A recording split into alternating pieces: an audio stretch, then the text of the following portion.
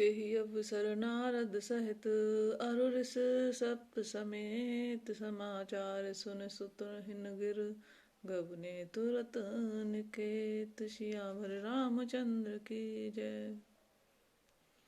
इस समाचार को सुनते ही हिमाचल उसी समय नारद जी और सप्त ऋषियों को साथ लेकर अपने घर गए। तब नारद सब ही समझावा, पूरब कथा प्रसंग सुनावा। मयना सत्य सुनहु मम बानी, जगदम्बा तब सुता भवानी। तब नारद जी ने पूर्व जन्म की कथा सुनाकर सबको समझाया और कहा कि हे मैना, तुम मेरी सच्ची बात सुनो। तुम्हारी यह लड़की साक्षात जगत जननी भवानी है। अजा अनादि शक्ति अविनाशिनी, सदा शंभु अर्धंग निवासिनी। जग संभव पालन लयकारिणी, निज इच्छा लीला वपुधारिणी। जनमी प्रथम दक्ष ग्रह जाई, नाम सती सुंदर तन पाई। तहु सती शंकर विवाही, कथा प्रसिद्ध सकल जग माही। एक बार आवत शिव संगा, देखे रघुकुल कमल पतंगा। भयो मोह शिव कहा न कीना, भ्रम बस वेश सिया कर लीना। ये अजन्मा अनादि और अविनाशिनी शक्ति है, सदा शिव जी के अर्धांग में रहती है। ये जगत की उत्पत्ति, पालन और संहार करने वाली है और अपनी इच्छा से ही लीला शरीर धारण करती है। पहले यह दक्ष के घर जन्मी थी, तब इनका सती नाम था। बहुत सुंदर शरीर पाया था। वहां भी सती शंकर जी से ही ब्याही गई थी। यह कथा सारे जगत में प्रसिद्ध है। एक बार इन्होंने शिव जी के साथ आते हुए राह में रघुकुल रूपी कमल के सूर्य श्री रामचंद्र जी को देखा। तब इन्हें मोह हो गया और इन्होंने शिव जी का कहना न मानकर ब्रह्मवश सीता जी का वेश धारण कर लिया। सिय वेशु सत्य जो कीन, तेहि अपराध शंकर पर हरि। हर विरही जाए बहोर, पितु के यज्ञ जोगा नल जरी। अब जन्म तुमरे भवन, निज पति लाग दारुण तप किया। अस जाने संशय तजहु गिरिजा, सर्वदा शंकर प्रिया। सती जी ने जो सीता का वेश धारण किया,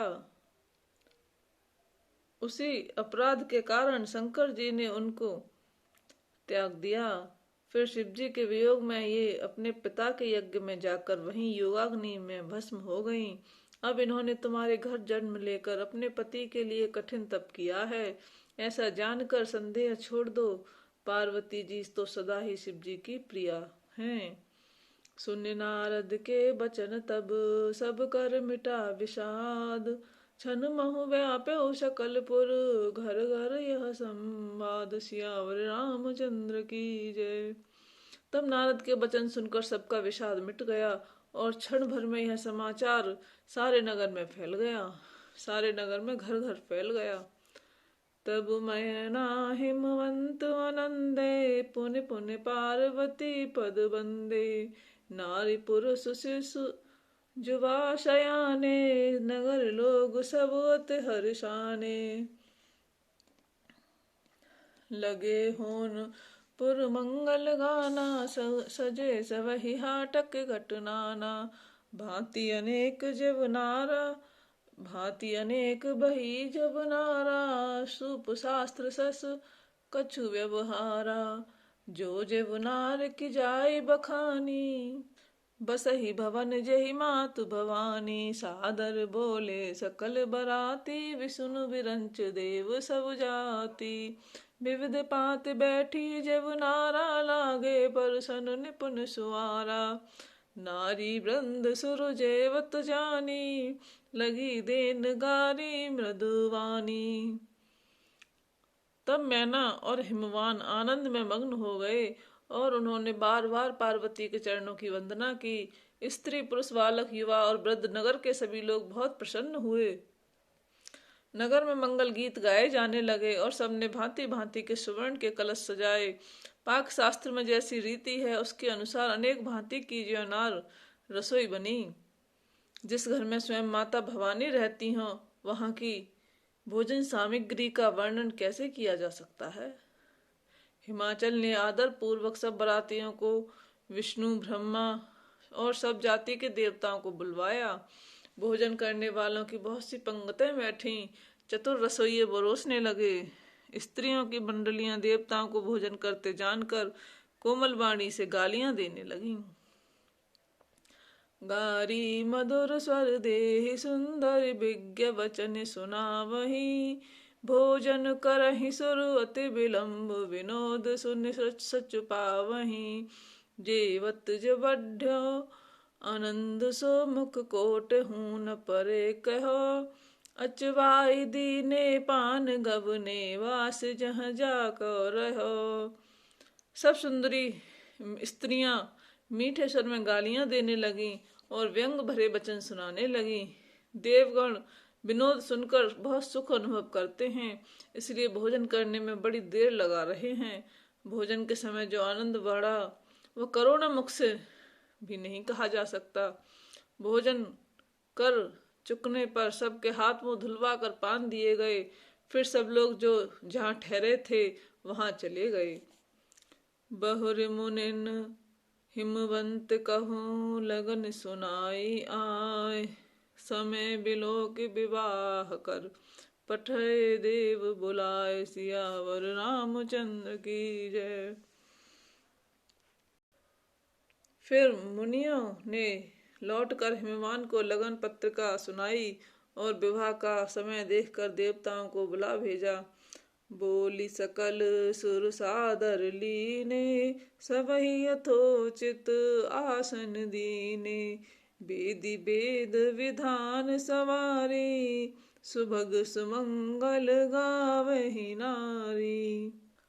सिंहासन अत दिव्य सुहावा जाई नवरनि विरंच बनावा। बैठे शिव विप्रन सिरुनाई हृदय सुमिर निज प्रभु रघुराई। बहुर मुनीशन उमा बुलाई कर सिंगार सखी ले आई। देखत रूप सकल सुर मोहे बरने छवि अस जग कवि कोहे। जगदम्बिका जाने भव भामा सुरन मनई मन कीन प्रणामा। सुंदरता मर याद भवानी जाय न कोटहु बदन बखानी। सब देवताओं को आदर सहित बुलवा लिया गया और यथा योग्य आसन दिए। वेद की रीति से वेदी सजाई गई। सुंदर स्त्रियां सुंदर श्रेष्ठ मंगल गीत गाने लगीं। वेदिका पर एक अत्यंत सुंदर दिव्य सिंहासन था जिसकी सुंदरता का वर्णन नहीं किया जा सकता, क्योंकि वह स्वयं ब्रह्मा जी का बनाया हुआ था। ब्राह्मणों को सिर नवाकर और हृदय में अपने प्रभु स्वामी श्री रघुनाथ जी का स्मरण करके शिव जी उस सिंहासन पर बैठ गए। फिर मुनीश्वरों ने पार्वती जी को बुलाया। सखियां श्रृंगार करके उन्हें ले आईं। पार्वती जी के रूप को देखते ही सब देवता मोहित हो गए। संसार में ऐसा कभी कौन हुआ है जो सुंदरता का वर्णन कर सके।